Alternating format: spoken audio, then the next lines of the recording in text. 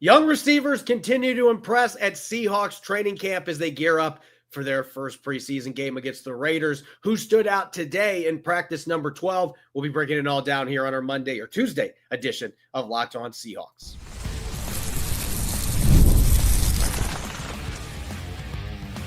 You are Locked On Seahawks, your daily Seattle Seahawks podcast, part of the Locked On Podcast Network, your team every day.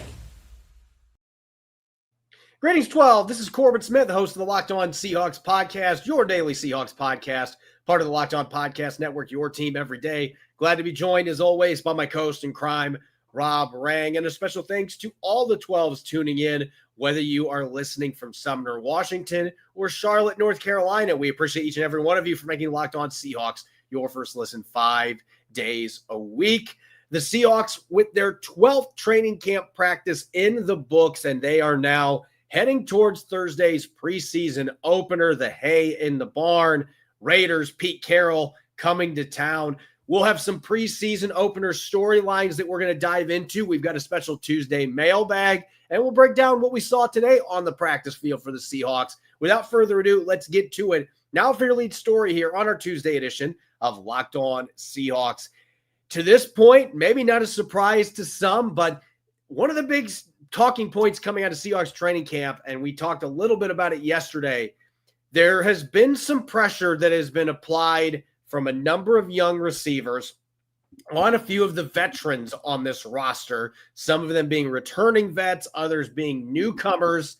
And in particular, looking at what happened today on the practice field, Rob, you have Marquez Valdes-Scantling, who was signed to a one-year deal, had $3 million in guaranteed money on that contract. And that'll be worth noting here. Marquez Valdes-Scantling comes in. He knows Clint Kubiak's offense. He had great success in part of the season with New Orleans in that offense last year. So it seemed like a really good fit. And it still may very well be a really good fit once we get to the regular season. And as Mike McDonald pointed out today, this is a guy that when you get into the game action, that's really when you're going to start noticing what he does well. With that being said, Tory Horton already appears to have jumped over him, had another really nice 25-yard catch today. You can still see the silky smooth route running from him, just how he goes in and out of his breaks, the downfield ability, creating after the catch. He has been outstanding over the past week. Dareke Young made another phenomenal catch today where he one-handed the ball off of the shoulder pads of a guy in front of him when the ball was underthrown and ended up waltzing into the end zone after he reeled it in with one hand. It just seems like every day he's coming up with massive plays. We know it's special teams ability. And you have guys like Tyrone Broden that continue to make good things happen out there on the practice field as an undrafted rookie. So with all of this, Ricky White III had a couple nice catches today. You've got so many young receivers here that offer special teams value. And I think that is really the big talking point here, because Marquez Valdes-Scantling, at least in the last few years, has not been a special teams player. That has not been an area that he has contributed.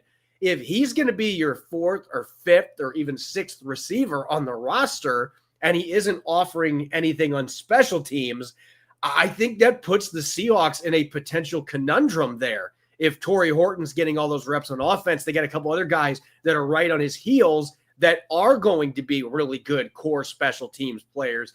I'm wondering if maybe this is going to create some internal discussions about what the Seahawks are going to do on that front.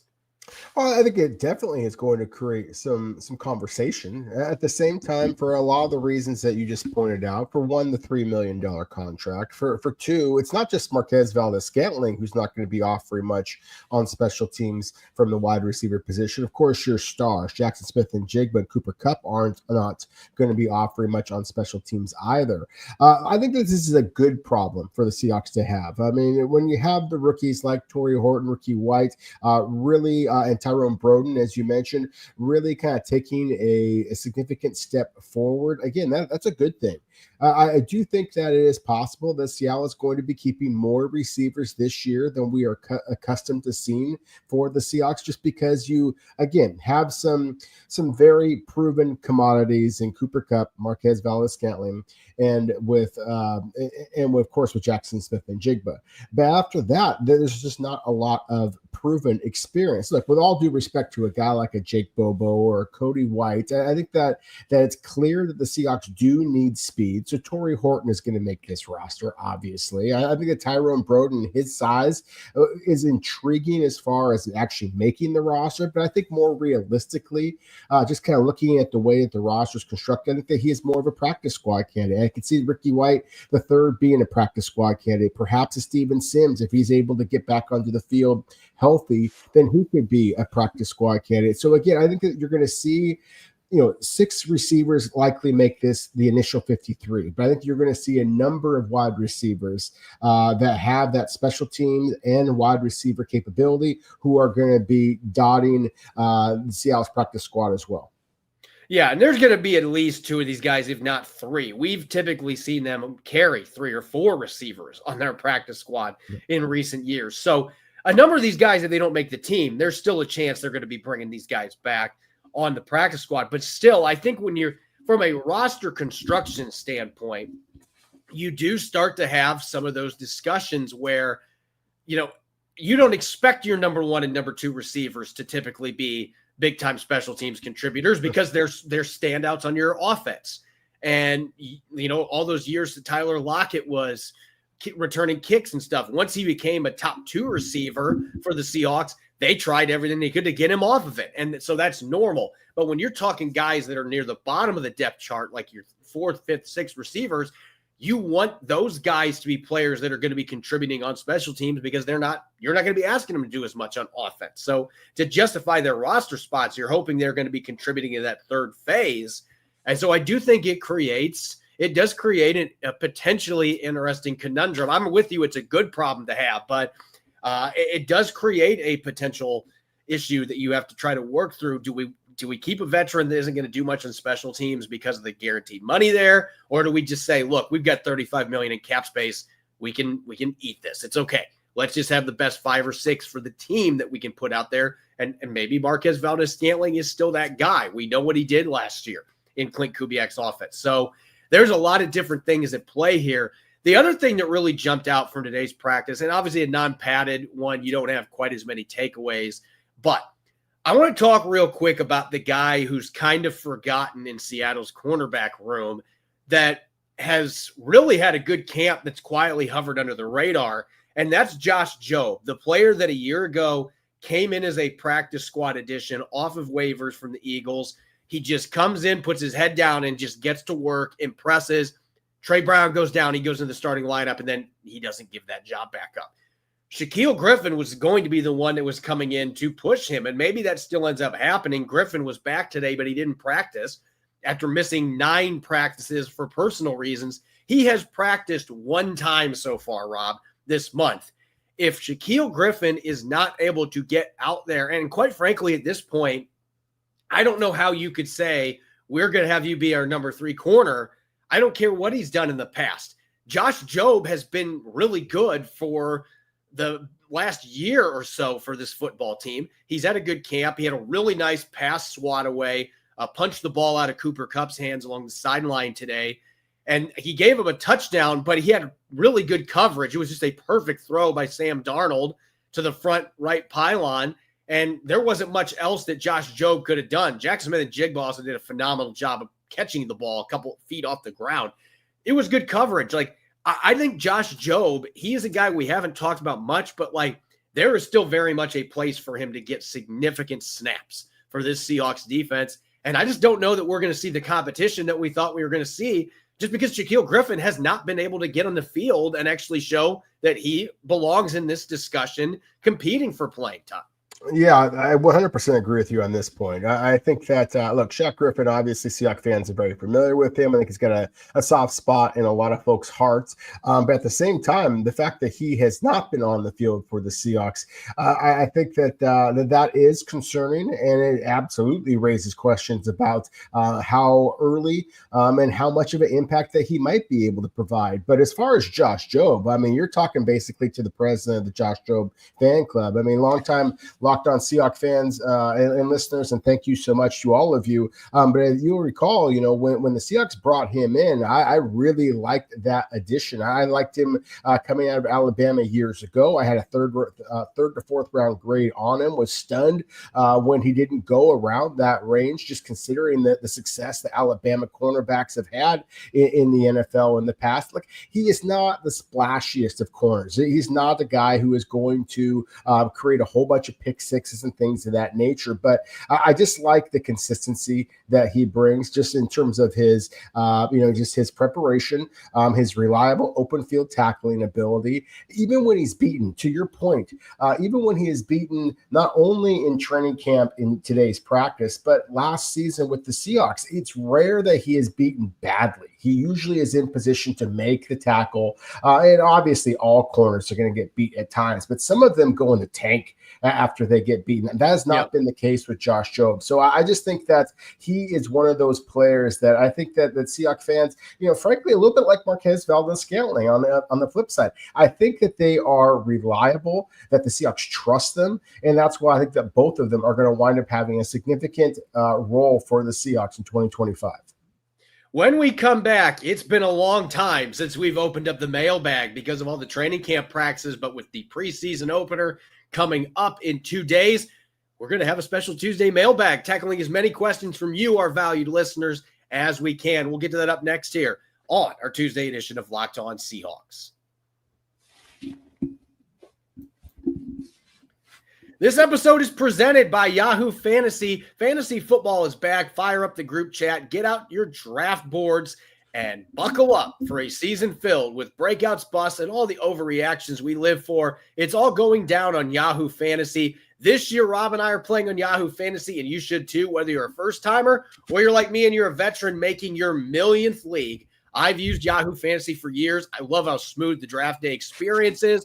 Our Locked On League's been running through Yahoo for a while now. Easy setup, great mobile app, and let's face it, the smack talk, it just hits different in the message boards, especially when I get to rub it in Rob's face with victory. To celebrate 28 years of fantasy greatness, Yahoo Fantasy is dropping 28 big new features over 28 days, giving you more ways to play, more ways to draft, and more ways to win. To kick it off, they just dropped Yahoo Fantasy Guillotine Leagues, a killer new way to play fantasy football on Yahoo, where the lowest scoring team gets eliminated each week. I can't wait to eliminate Rob week 1 here. Until there's one team left standing. With the season around the corner, now's the time to get your league together and give this new mode a try. If you're more into the classics, you can still play head-to-head private leagues or join a public league. Stay tuned for more killer announcements and start playing Yahoo Fantasy Football now at yahoofantasy.com/LockedOnNFL. Stay tuned and get started by creating your league. Again, that's yahoofantasy.com/LockedOnNFL. Let's make the fantasy season the best one yet. Welcome back to the Tuesday edition of Locked On Seahawks. I'm your host, Corbin Smith. Glad to be joined, as always, by my co-host in crime, Rob Rang. And a special thanks to all the 12s who are tuning in. Thank you, as always, for making Locked On Seahawks your first listen 5 days a week. We greatly appreciate it. Let's open up the mailbag, shall we? It feels like it's been a lifetime ago since the last time we had a mailbag with all the training camp takeaways and everything that's been going on since the season got started a few weeks ago. We haven't had a chance to open up the mailbag, but we've got tons of questions from you, our valued listeners. So let's dive into them. Our first one here to Rob, coming your way from Just Want Some Win the Offseason. Just want to win the offseason. Any surprise undrafted free agents you expect to get a lot of playing time in the preseason that may have a chance to make the 53-man roster? Two guys that I think the fans are going to be excited to watch because they play skill positions. The running back Jacardi, you're right. I'm intrigued by. Going to training camp, I knew that he could run the ball. I wasn't expecting him to be as proficient as a receiver as he showed himself to be. So I'm intrigued by the opportunity that presents itself here. I think that he is going to get some run. Remember, George Halani, of course, you were very high on George Halani a year ago, Corbin being a Boise State fan, and we knew of him, but not a lot of people know of, right? But I also think that he is going to have some opportunities here. So excited about him. And then we mentioned Tyrell Broden in passing before, just with that size and the fact that I think that Seattle is going to run the football a lot. That is going to create the play action passing over the top. And then the number 3 quarterback, of course, Jalen Monroe, has that big arm that I think is going to be throwing the ball over the top. Those are 2 players that are undrafted free agents that I think have a chance to shine in the preseason. Next question here coming from Hawkstrologer. If Dareke Young continues this higher level of play, what role do you see him playing in this offense? Where has he been playing so far? Would he play the X receiver role when they use such a role? So I will say yes on that last one. But what I have really liked about this offense, and we knew this going in before we got to even see it on the field with this current iteration of the Seahawks, this Shanahan-Kubiak style system moves receivers around. Guys are going to be playing all over the place. And I think that's one of the things that's really helping Dareke Young because he has a running back background. He played some fullback his rookie season. He's played in the slot. He's played in the boundary. He's been that big X. He's got the size to do it and the downfield ability to do it. But I think the fact that he's playing in an offense that has the movability with receivers and just kind of has some interchangeability with positions in general, you'll see running backs out in the receiving room. You'll see receivers get into the backfield sometimes. You'll see the jet sweeps, a lot of condensed formations where you have demands to run block, which Dareke Young is a very good run blocker. He likes to get after it in that regard. So I just think compared to last year where it felt like that offense, he just had no fit in Ryan Grubb's system. And Ryan Grubb didn't seem to have much interest in trying to get him involved. It feels like the opposite now with Dareke Young. So, yeah, he's playing some in the X. That's where he's making a lot of these big plays. But you're going to see him in the slot some. You're going to see him moving around. That's what they're doing with all their receivers. And so I think that's one of the reasons that he is really having a great camp for the Seattle Seahawks. Next question here coming from Seattle View Homes. With the rise of Horton, MVS stacking solid reps, and Dareke Young putting together a strong camp, if they only keep 5 receivers, this is revisiting a question that is going to continue to be brought up. Is it possible Jake Bobo won't make the 53-man cutoff? If they only have 5 and MVS is there, Horton's there, Dareke Young, I mean, then the odd man out is Jake Bobo. I guess that it's possible. I think it is possible. Look, I mentioned before with Josh Jobe, I'm the president of the fan club, and I think there's an awful lot of Seahawks fans who would raise their hand and say they are president of the Jake Bobo fan club. He does so many things well, except run. And that is my biggest concern, is that the Seahawks, to me, still feel like a club that you are putting an awful lot of chips into the middle of the table on Tory Horton and Marquez Valdes-Scantling, perhaps Dareke Young, as far as being not only a fast guy, but a consistent game-breaking type of a player. That's what I remember seeing with Clint Kubiak's offense in the past. And Jake Bobo just does not help in that regard. So I think that he can be one of your absolute best guys when it comes to just moving the chains, obviously on special teams. There's a lot of different things that Jake Bobo can do for you, but this is a whole new offense, and I have yet to see the big plays in terms of touchdowns from Jake Bobo in this training camp that I saw the previous 2 years. Look, I expect Jake Bobo to make this squad, but I don't think that it's out of the realm of possibility that Seattle moves on.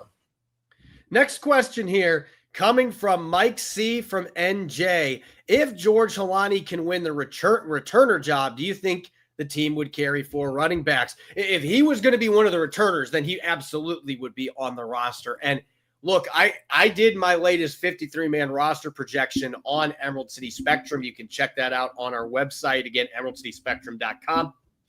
And one of the things that I was kind of struggling with a little bit, just based on what I had seen these first 2 weeks, was looking at who are they going to keep in terms of an extra running back or an extra receiver or an extra tight end? Because since you have 3 QBs, like that is going to happen. They are not going to be letting go of one of their quarterbacks, most likely, unless somebody wants to trade for Drew Lock. And I just don't think that's probably going to happen.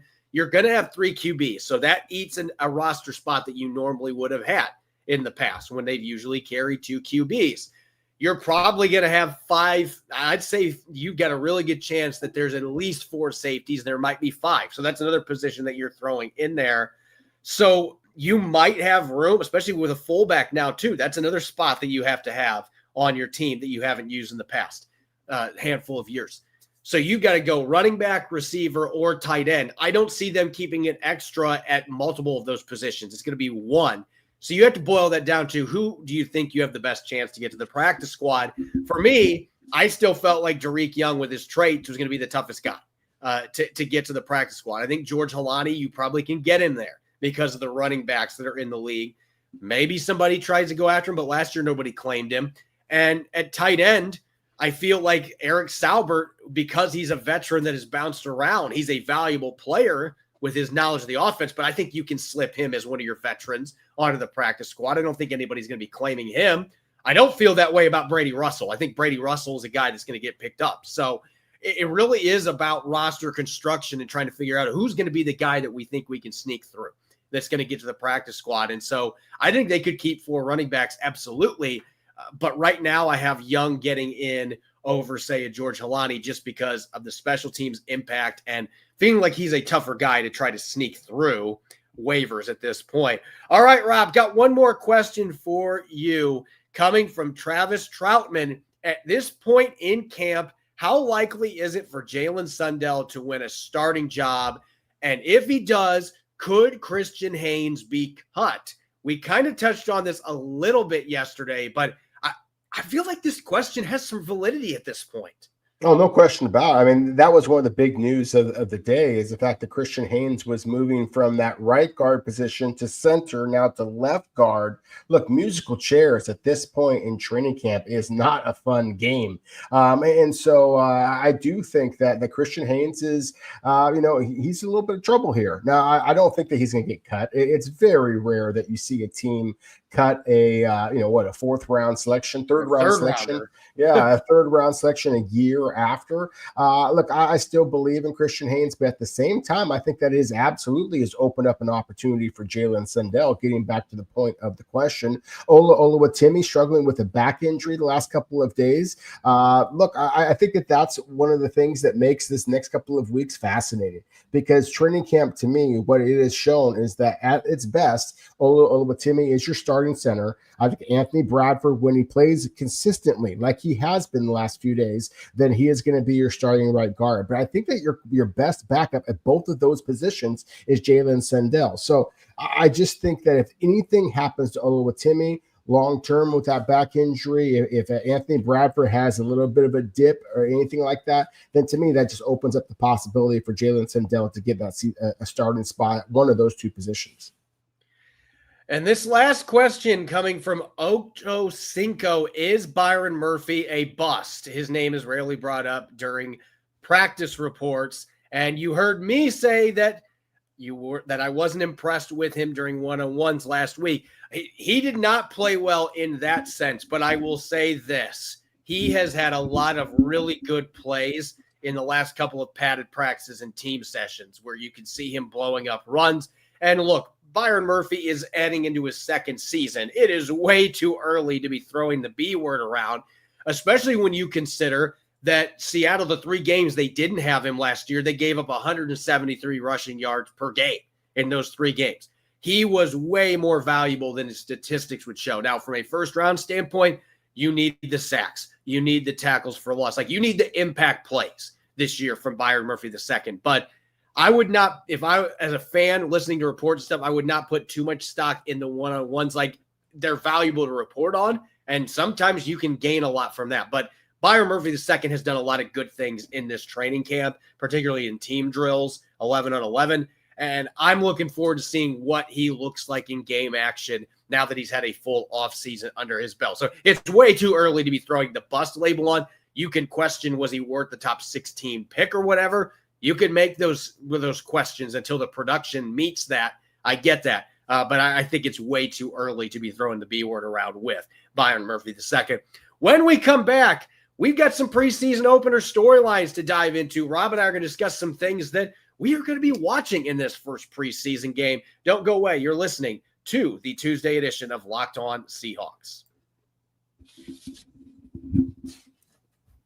This episode is brought your way by our friends over at Monarch Money. Ever wish managing your money felt easier with Monarch Money? It can. Whether you're growing your savings or planning a big purchase, Monarch puts you in the driver's seat. It's like having your own personal CFO, giving you full visibility and control over your finances. And Monarch Money isn't just a budgeting app. It's a complete financial command center. You can track all your accounts, your investments, spending in one place, so you stop just managing your money and start building wealth. When I started using Monarch, I realized just how much I was spending on pizza delivery. Now I'm budgeting a little bit smarter and saving more for other expenses that pop up in my life. Instead of juggling multiple apps, you can use Monarch to check your finances, track spending, and even plan long-term goals. Managing money with your partner is smoother than ever. You can track shared and personal accounts, set goals, and stay on the same page without the stress. Take control of your finances with Monarch Money by using the code LOCKEDONNFL at monarchmoney.com for 50% off your first year. That's monarchmoney.com, code LOCKEDONNFL for half off your first year. Welcome back to the Tuesday edition of Locked On Seahawks. I'm Corbin Smith. He's Rob Rang. A special thanks to all the 12s for tuning in. And thank you, as always, for making Locked On Seahawks your first listen 5 days a week. We greatly appreciate it. Believe it or not, we are to the preseason opener in just a couple of days. As Pete Carroll liked to say, we are at the day before the day before. And so we've got a preseason game coming up. Pete Carroll actually coming back to Seattle. That is one of the huge storylines going into this game. Remains to be seen which starters are going to play. A lot of people are putting way too much stock in Pete Carroll's comments that literally said nothing about whether he is going to play starters or not. That is typical Pete Carroll speak. But, Rob, let's get to some storylines, some things that we are going to be watching going into this game. Seahawks Raiders. You can say it's an exhibition. You can say that it's not real football, but there's still going to be a lot of things that are important that are going on between the lines there, and plenty of evaluation going on for the Seahawks coaching staff on a number of fronts. What's the first big storyline that you are looking at going into this game? Well, one of the reasons, Corbin, why I'm wearing this BC Lions shirt in tonight's show is the fact that, as you said, I mean, there's going to be an awful lot of evaluation going on. So I'm a little bit different than a lot of Seahawks fans out there. I'm going to be eagerly watching those third and fourth string players just to kind of see who is going to be able to actually make not only the initial 53-man rosters, but the practice squads for both of those respective teams. That said, let's talk about the low-hanging fruit here. You touched upon Pete Carroll's return to Seattle, Geno Smith's return to Seattle, Jamal Adams' return to Seattle. Those are all storylines that I'm just interested to see just how they are welcomed, as they should be, by the fans in the stadium. I also think that, look, I don't expect to see a lot of Sam Darnold out there, but if he does play, then how he performs. But, sign me up for the first row of the Milroe show. I want to see exactly what Jalen Milroe does in his debut. I am as excited as you possibly can be. To me, it's going to be get your popcorn ready kind of a moment. Yeah, I think Milroe, that is going to be storyline one, just because this is a player that has an incredibly high ceiling. We know the athletic traits that he has that are off the charts. And in preseason games going against third and fourth stringers, that's going to be even more evident, those traits going up against players like that. And I'm looking forward to seeing his throwing, the mechanics stuff. Does it translate into real game action when he's got pass rushers coming out of him? Or coming after him, I hope they're not coming out of it, coming after him in the pocket. That's going to be a big watching point for me.